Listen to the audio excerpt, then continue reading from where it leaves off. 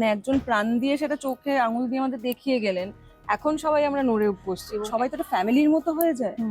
Everybody looks out for everybody. মানে one fine day আমি একটা বিশাল গাড়ি নিয়ে বেরোলাম, 2 মাস আমার কাজ নেই, গাড়িটা বেচে দিয়ে আমাকে একটা অটো চালাতে হচ্ছে, সেটা করার তো দরকার নেই। মানে আনসার্টেনটিটা অ্যাক্টরদের জন্য হয়তো একটু বেশি হয়ে গেছে কম্পেয়ার টু টেকনিশিয়ান। যারা খুব এফেক্টেড হয়ে যান বা ভেঙে পড়েন, আমার সাজেশন তারা সোশ্যাল মিডিয়া থেকে দূরে থাকুন।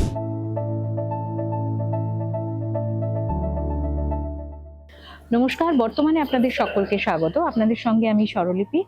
আর আজকে আমাদের সঙ্গে রয়েছেন মোহিনী ম্যাজিকে। এই যে একটা মানে ভীষণ রোদ্দুরের মধ্যে একটা তপ্ত দুপুরবেলায় আমরা বসেছি আড্ডা দিতে, মোহিনী ম্যাজিকে একদম ঠান্ডা করে দেবে ব্যাপারটা, তাই তো?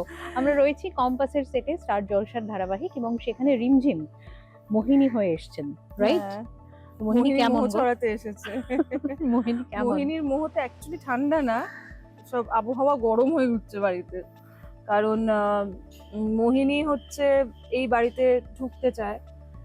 কেন ঢুকতে চায় সেটা মোহিনীই জানে, এবং মোহিনী বিং মোহিনী এক্ষুনি তো তুমি জানতে পারবে না, তোমাকে আবার আমার সাথে আড্ডা মারতে আসতে হবে জানার জন্য। কিন্তু ওর কিছু একটা কারণ আছে, ওই বাড়িতে এন্ট্রি নিতে চায়, এই পরিবারের একটা অংশ হতে চায় ও, এবং বাই এনি মিনস। এবার ও মোহিনীর কি মনে হয়েছে যে না, সব থেকে গালেবল কে হতে পারে, সব থেকে তাকে কে ইজিলি ওর কথা বিশ্বাস করতে পারবে না, এই বাড়ির ছোট ছেলে, যে মোহিনীর থেকে প্রচুর ছোট বয়সে। তাকে মোহিনী ব্রেন ওয়াশ করে, কাইন্ড অফ সিডিউস করে, তাকে নিজের প্রতি অ্যাট্রাক্ট করে they got married against the family, and এই হচ্ছে মোহিনীর এন্ট্রি বাড়িতে। মোহিনীর এন্ট্রি। রিমঝিম এত বছরের অভিজ্ঞতা, এবং এক একটা নেগেটিভ ক্যারেক্টার এক এক রকম শেডে তুমি করার চেষ্টা করো, রাইট? তো এই মোহিনী যখন তোমার কাছে এলো, তোমার নিজস্ব চিন্তা ভাবনা কি ছিল? মোহিনীকে কিভাবে তৈরি করবে ভেবেছো? মোহিনীকে আমি কনসিভ করার আগে, চরিত্রটা আমি আগে আই আস্কড দ্য ক্রিয়েটার্স, আমি সুশান্ত ওর সাথে কথা বললাম, শান্তিনী যে লিখছে ওদের সাথে কথা বললাম, ওরা কিভাবে দেখছে। তো I wanted to go by their perception first and then add on my things. তো ওরা খুব ক্লিয়ারলি আমাকে একটা অবয়বটা মোটামুটি মোহিনীর বুঝিয়েছে ইনসাইড আউট, এবং সেইটাকেই আর একটু আমি যতটা এনহ্যান্স করতে পারি একটু ডিফারেন্টলি। এবার এখানে একটা চ্যালেঞ্জ হচ্ছে যে আমার বর হয়েছে, সে আমার থেকে অনেকটাই বয়সে ছোট। তো নর্মালি আমার কন্টেম্পোরারি কারোর সঙ্গে বা সিনিয়র কারোর সঙ্গে যদি পেয়ারিংটা হতো, তখন অ্যাপ্রোচটা একটু ডিফারেন্ট হতো। ও যেহেতু ইয়াঙ্গার, তাই জন্য অ্যাপ্রোচটা আমাকে একটু ডিফারেন্ট রাখতে হচ্ছে। So I am trying. Piyush da আছেন সেটের ডিরেক্টর, যিনি, Piyush da is also helping a lot, and আমি জাস্ট স্টার্ট করেছি। তো মোহিনী এখনো শেপ নিচ্ছে। এখন তো মানে তুমি যখন শুরু করেছিলে সেই সময় তো সোশ্যাল মিডিয়া বলে কোনো বস্তু ছিল না। এখন সোশ্যাল মিডিয়া, এবং সেখানে খুব মানে ইনস্ট্যান্ট রিয়াকশন চলে আসে। হ্যাঁ, অলরেডি। আর বলতে নেই মানে এটা নেগেটিভ একটা, তাও আমি দর্শকদের কাছে খুব খুব পজিটিভ ফিডব্যাক এখনো পেয়েছি। কারণ এখানে যারা লুক ডিজাইন করেছেন, তারা অপূর্ব একটা লুক দিয়েছে মোহিনীকে। তো মানে আমার খুব ভালো লেগেছে লুকটা, মানে ওই কালামকারি বা ওরকম টাইপের শাড়ি, উপর দিয়ে একটা ওয়েস্ট কোট টাইপের, দ্যাট ফ্যাব্রিক ইজ অলসো ওরকম, মানে পুরো বাঙালিয়ানা কিন্তু ভেরি সোফিস্টিকেটেড নই। তো ওইটার আমি খুব ভালো ফিডব্যাক পাচ্ছি। তো যারা লুক করেছেন, অনেকের নাম নিতে হবে, সবার নাম এখন টাইম চলে যাবে, আমি নিচ্ছি না, বাট থ্যাংক ইউ। সোশ্যাল মিডিয়ার যে কমেন্ট বলছি আমি, যেটাতে তুমি রিয়াকশনের কথা যেটা বলছি, মানে তুমি সোশ্যাল মিডিয়াকে সিরিয়াসলি নাও? সোশ্যাল মিডিয়াকে আমি একদম আমার মতো করে নিই। যেদিন আমার যেরকম মুড থাকে, আমি সেই দিন সেইভাবে সোশ্যাল মিডিয়াকে নিই। যদি বাড়িতে খুব, ধরো মার কাছে খুব ঝাড়কিছে, একদিন মুখ খুব রেগে আছে, তখন সোশ্যাল মিডিয়া একটা নেগেটিভ কমেন্ট দেখলেও মনে হয় মানে এর মতো খারাপ মানুষ হয় না যে এই কমেন্টটা করেছে। আর যেদিন আমার মুড খুব ভালো থাকে, তখন মনে হয় হ্যাঁ, দর্শকরাই তো বলবেন, আর কারা বলবেন, এরকম। মানে সোশ্যাল মিডিয়ায় এই যে নেগেটিভিটি, যেটা নিয়ে আমরা চর্চাও করি, মানে সেটা ডিল করো কিভাবে? আমি না মানে কি বলবো, আমার I try to remain as positive as I can. মানে আমি যদি এখন এটা নিয়ে ব্রুড করতে বসি, কি হবে, আমারই তো অশান্তি হবে, আমারই তো মন খারাপ হবে এন্ড অল দ্যাট। তো আমি ফিল্টারটাকে খুব অ্যাক্টিভ রাখি, এন্ড আই ট্রাই অ্যান্ড গায়ে না মাখার চেষ্টা করি, বা I try to take it in my stride in a positive way. ঠিক আছে, সোশ্যাল মিডিয়া মানে আমি সোশ্যাল মিডিয়াতে অ্যাকাউন্ট খুলেছি মানে তো আমি দায়িত্ব নিয়ে ওখানে পার্টিসিপেট করছি, যে ওটা এমন একটা মাধ্যম যেখানে লোকে একদম রিচ করতে পারছেন, in a way direct reach করতে পারছেন, যে কোনো স্তরের অডিয়েন্স হন বা না হন, যে কোনো মানুষ রিচ করতে পারছেন। তো আমি তো সেটা জেনেই সোশ্যাল মিডিয়া জয়েন করেছি।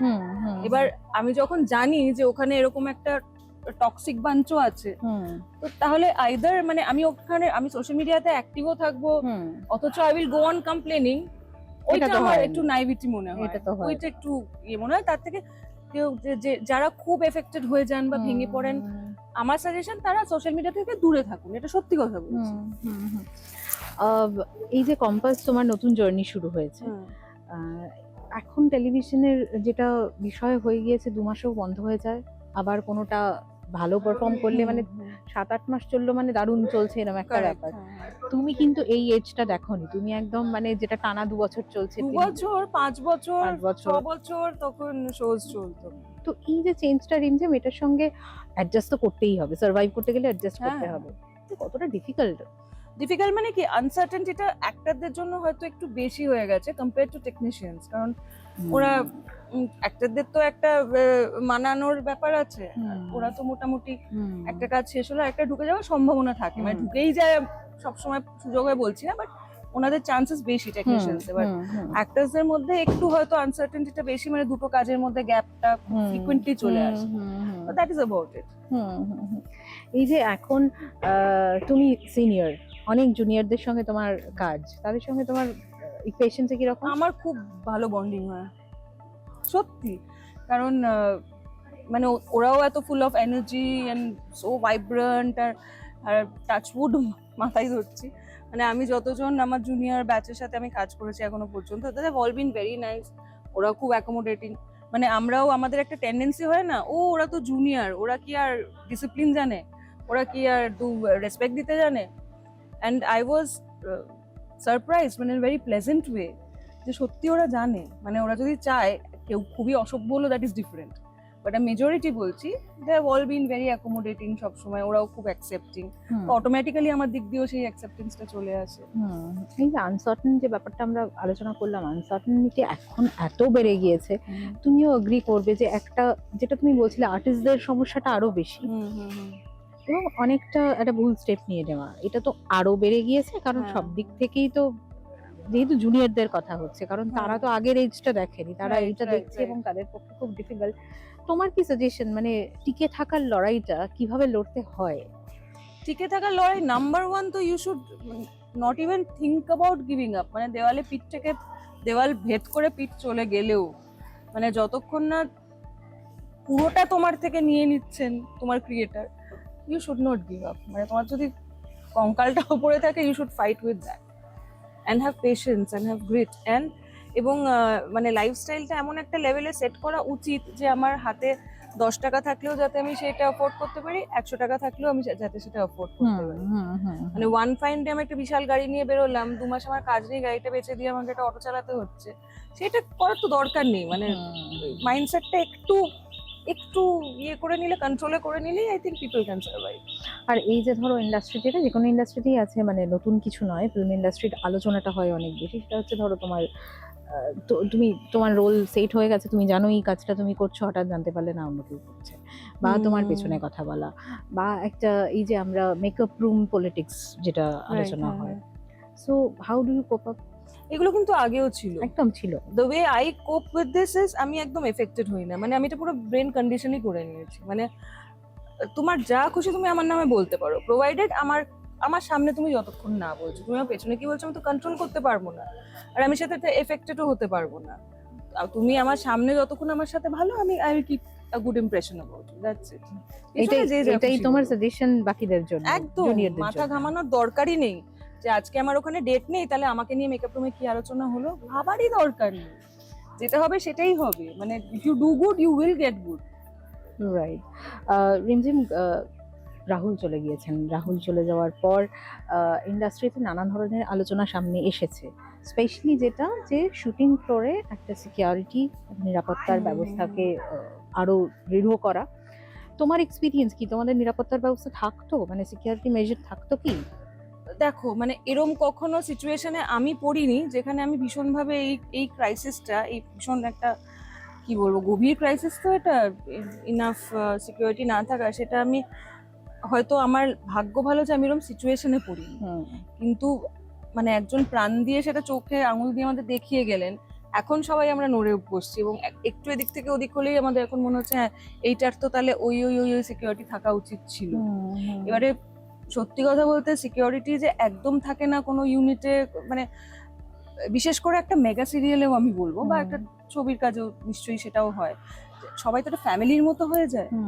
Everybody looks out for everybody, কিন্তু মানে যেটা কমতি আছে সেটাকে আমি নেগেট করছি না, কমতিটা তো আছেই, কিন্তু সবাই সবার জন্য মানে everybody has each others back এন্ড সবাই সবার উপর খেয়াল রাখে, কাস্ট ক্রু সবাই মিলে। তো আমরা না ওইটা নিয়েই ভীষণ ভাবতাম যে এটাই নর্মাল এবং এটাতেই use to, so let's we are working like that.